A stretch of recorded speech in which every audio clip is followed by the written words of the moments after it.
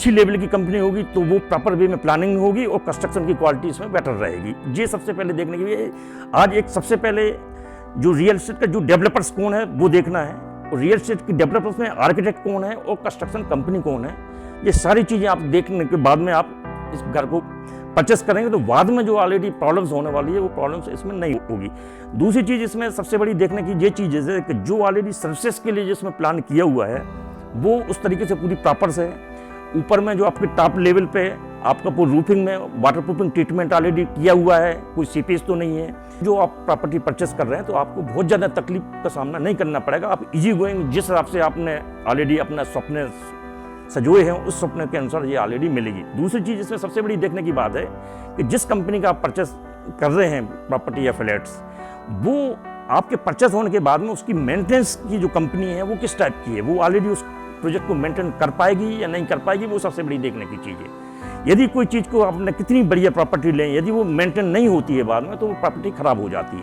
अतः सर ये सबसे बड़ी चीज़ ये है कि जो ऑलरेडी कंपनी का फ्लैट्स ले रहे हैं उसके साथ में ऑलरेडी कोई सिस्टर कंसर्न है कि जो ऑलरेडी उसका मेंटेनेंस करेगी। यदि वो मेंटेनेंस यदि करती है तो वो बेटर प्रॉपर्टी होगी। दूसरी चीज़ इसमें सबसे बड़ी देखने की चीज़ है जो ऑलरेडी परचेस किया हुआ है, सबसे पहले उसकी ब्रांड वैल्यू क्या है और उसकी आगे मार्केट में क्या वैल्यू है जहाँ से जिस कंपनी का आप खरीद रहे हैं। यदि उसकी मार्केट वैल्यू अच्छी है, टाइम से दे रहा है, चीटिंगबाजी नहीं हो रही है, तो वो चीज़ आप उसको परचेस करें। मनी वैल्यू है मिलेगी आपको, आगे आपका प्रॉपर्टी में आपको सुकून मिलेगा और बाद में आप सुकून भरी ज़िंदगी जिएंगे। बजट फ्लैट्स का बहुत ज़्यादा प्रचलन ऑलरेडी चल रहा है, जो ऑलरेडी लगभग कास्ट में 20 से 25 लाख की कास्ट में ऑलरेडी अवेलेबल हो रहा है। वो ऑलरेडी रियल एस्टेट कंपनियां या बिल्डर्स लो कास्ट के हाउस बना रही हैं, परंतु लो कास्ट के हाउस में भी कंपनियां इनकी क्वालिटी और इनकी प्रोजेक्ट प्लानिंग में डिफरेंस बहुत ज़्यादा हो रहा है। एक कंपनियां उसी प्रोजेक्ट को काफ़ी लो कास्टिंग में बना के उसी रेट में बेच रही हैं जो ऑलरेडी अच्छी कंपनी है जिसमें बेच रही हैं। तो मेरा जो कस्टमर से है कि यदि लो कास्टिंग का कोई फ्लैट्स या प्रॉपर्टी अपन परचेस कर रहे हैं तो वो उसमें क्या क्या चीज़ें देखने लायक हैं, वो ऑलरेडी उन चीज़ों का इसमें ध्यान रखें। हम लोग कहाँ पर क्वालिटी कर्टेलमेंट करते हैं वो मैं आपको एक एक पॉइंट उसमें बताता हूँ। सबसे पहले तो वेस्टेज, हम लोग वेस्टेज के ऊपर में सबसे बड़ा ध्यान रखते हैं कि किसी भी टाइप के वेस्टेज नहीं हो, मटेरियल का प्रॉपर तरीके से जितना क्वांटिटी है वो मटेरियल उसमें आए।